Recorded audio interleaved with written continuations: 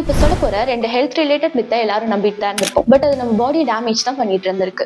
என்ன சொல்ற? சரி வாங்க அது என்னன்னு பார்ப்போம். அதுக்கு முன்னாடி நம்ம எம்ஜி ஹெல்த் டிக் பேஜை ஃபாலோ பண்ணிட்டு இந்த வீடியோ ஃபுல்லா பாருங்க. ஃபர்ஸ்ட் மித் ஹிக்கப்ஸ், அதாவது விக்கல் வந்தா நம்மள யாரோ நினைச்சிட்டு இருக்காங்க. நம்ம என்ன பண்ணுவோம், ஒரு கற்பனை உலகத்துல ஒரு வாழ்க்கையே வாழ்ந்துட்டு இருந்திருப்போம். பட் ஃபேக்ட் என்னன்னா, நம்ம வேகமா சாப்பிட்றதுனாலையும் நம்ம எடுத்துக்கிட்ட ஃபுட் டைஜெக்ஷன் ஆகுறதுக்கு ஏற்ற தண்ணி இல்லாததுனாலையும் தான் விக்கல் ஏற்படுது.